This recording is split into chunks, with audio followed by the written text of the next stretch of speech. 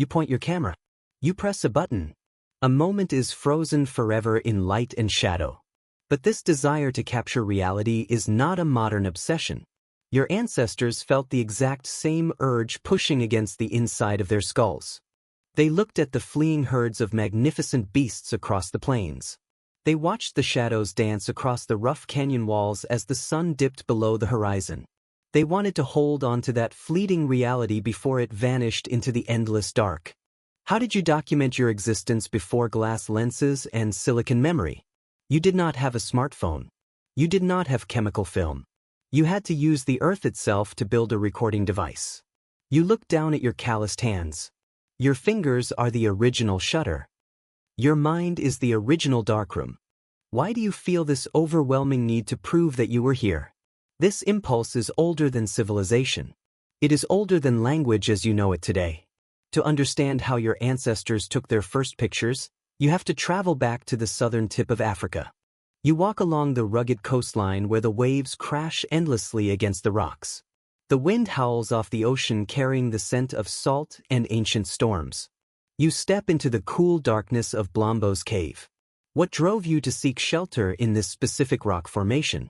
Here, the archaeologist Christopher Henshelwood made a discovery that shattered modern assumptions about the ancient human mind. He found a small piece of silcrete rock buried deep in the ancient sediment. It was 73,000 years old.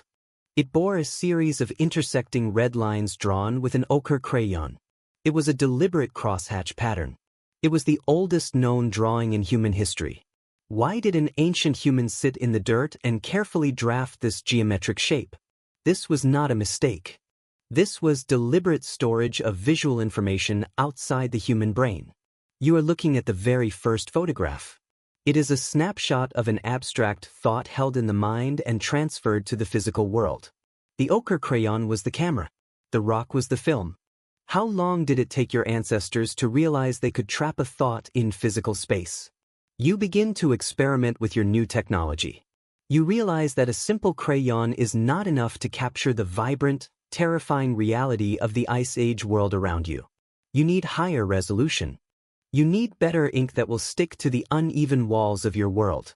You start collecting iron-rich soil from the edges of the riverbeds. You grind it down between heavy stones until it becomes a fine powder. What happens when you mix this red dust with the marrow of a hunted animal? You create a substance that will outlast empires. You create ancient paint. This is your developing fluid. You spit into the mixture to add digestive enzymes that bind the pigment to the stone. You heat it over a low fire to achieve the perfect consistency. You are an ancient chemist preparing your photographic plates in the flickering light of the hearth. Do you realize that your breath and saliva will preserve your DNA in this paint for thousands of millennia? Now you have the technology. You need a subject worthy of your time and precious materials. You do not photograph the mundane details of your daily life. You do not paint the roots you gather or the water you drink from the stream. You focus your lens on the massive beasts that haunt your waking hours and your dreams. You paint the towering mammoths with their curved tusks. You paint the cave lions that hunt you in the tall grass. You paint the wild horses running like thunder across the steppe. Why are you so obsessed with capturing the image of your predators and prey? You are trying to exert control over a chaotic and unforgiving world.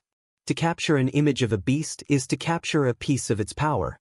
You venture deeper into the earth to build your gallery away from the elements. You crawl through narrow, suffocating tunnels where the ceiling presses against your back. The air grows cold and thin the further you go from the surface. Why do you risk your life to take these pictures in the darkest depths of the cave? The archaeologist Paul Pettit suggests that these deep caves were sensory deprivation chambers.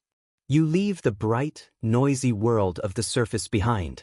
You enter absolute, crushing silence where you can hear the blood pumping in your own ears. Your brain becomes starved for stimulation in the absolute blackness. You light a small torch made of animal fat and juniper twigs. The flickering light casts wild, shifting shadows against the uneven rock walls. How does your mind react to this terrifying isolation? Your visual cortex begins to hallucinate in the gloom. You see the shapes of animals bulging out of the natural contours of the stone. The cave walls are not blank canvases waiting for your art. They are heavily textured screens waiting for your psychological projection. You bring your ochre paint to the rock to trace the edges of the illusions. You outline the visions your brain is forcing you to see in the dancing light. Do you feel like you are painting, or do you feel like you are coaxing the animal out of the stone? You are taking a picture of your own altered state of consciousness. You press your hand against the cold, damp wall of the cavern. You fill your mouth with a mixture of red liquid pigment and water. You blow the paint fiercely over the back of your hand. A fine mist of color settles onto the rock, speckling the limestone with rust-red droplets. What happens when you pull your hand away from the wall? A perfect negative space remains. You have just taken the ultimate self-portrait. The hand stencil is the ancient equivalent of the modern selfie. It is a direct, physical index of your presence in that exact spot, at that exact moment in time. The researcher Alistair Pike analyzed the calcium carbonate crusts forming over these handprints to date them. He found that in places like El Castillo Cave, these negative images are over 40,000 years old. You look at the handprint on the wall and realize you are leaving a message for the future. You know that it will remain there long after your bones have turned to dust. Is this your way of screaming into the void that you existed? Your techniques become more advanced as generations pass. You learn to manipulate perspective and scale. You travel to the limestone caves of Sulawesi in modern-day Indonesia, surrounded by dense tropical jungle. Here, the researcher Maxime Aubert analyzed the radioactive decay of uranium isotopes to date the spectacular images on the walls. The results defied modern belief about the origins of complex thought. You painted a highly detailed, complex hunting scene here over 44,000 years ago. How did you figure out how to tell a complete story with still images? You painted human figures with the heads of animals. You painted them chasing massive wild pigs with spears and ropes across a wide panel of rock.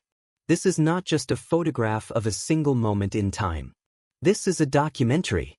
This is the first recorded movie in human history, capturing the tension and motion of the hunt. You use the flickering light of your fat lamps to create the illusion of animation.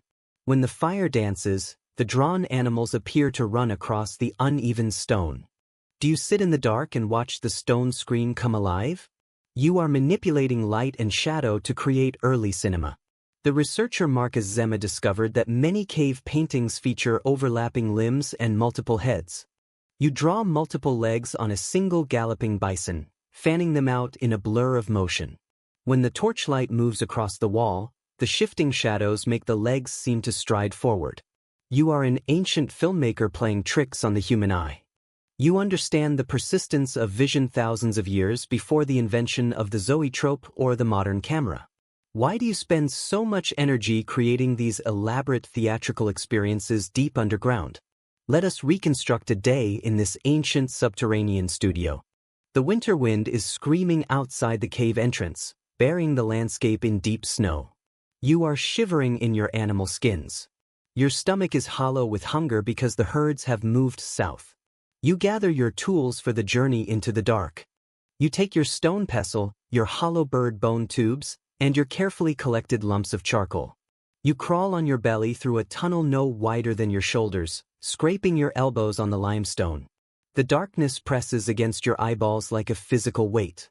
Are you afraid of the absolute blackness that surrounds you? You reach the main chamber where the ceiling soars above your head. You strike a spark with flint and iron pyrite to ignite a handful of dry moss. The sudden light reveals a cathedral of stone glittering with moisture.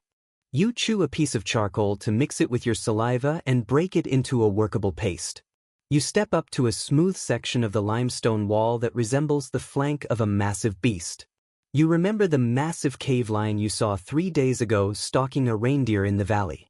You trace its muscular shoulder from memory, using confident, sweeping strokes of black carbon. You shade its flank with the side of your thumb to give it three-dimensional volume. Do you feel the spirit of the lion watching you from the shadows as you draw? You work for hours in the suffocating environment. The smoke from your fat lamp burns your eyes and coats your lungs. Your back aches from the awkward angle of standing on a precarious ledge. You blow a dusting of red ochre through a hollow bone to create a vibrant halo around the lion's head. You step back and hold up your lamp. The image is perfect.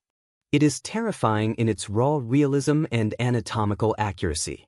You have trapped the beast on the wall, capturing its essence in pigment and stone. You put out your lamp to save fuel. You crawl back toward the surface in total darkness, navigating by touch. Do you ever look back at your creation? Here is the twist that contradicts everything you assume about ancient art. You do not go back to look at it. You do not bring your friends or your tribe to admire your masterpiece. The gallery is left in absolute darkness, sealed away from human eyes. Modern humans take pictures so they can look at them later, share them, and display them.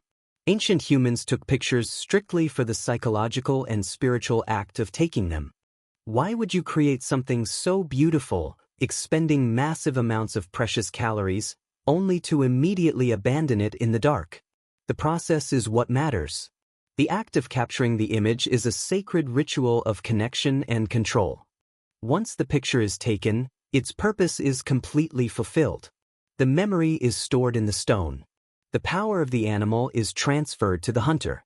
You do not need to scroll through your ancient camera roll to feel validated. The wall is a permeable membrane between your physical world and the spirit world that governs the herds. You painted the lion to negotiate with nature, not to decorate your living room.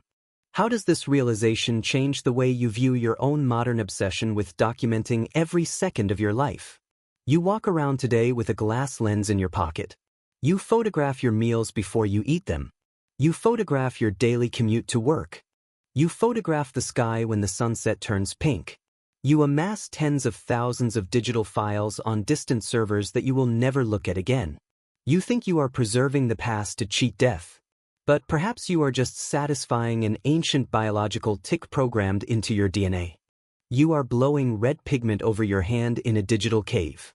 You are desperately trying to leave a permanent mark on a digital wall that is constantly eroding. You look at the glowing screen in your hand. You swipe to the next image in your endless gallery. You delete the ones that are slightly blurry or unflattering. You are aggressively curating your existence for an audience that is not really paying attention. You feel a spike of anxiety if you experience something beautiful without recording it on your device. You think the camera gives you control over time and memory.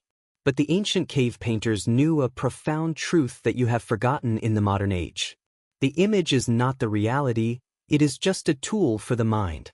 The image is just an echo. You point your camera. You press a button. A moment is frozen forever in light and shadow.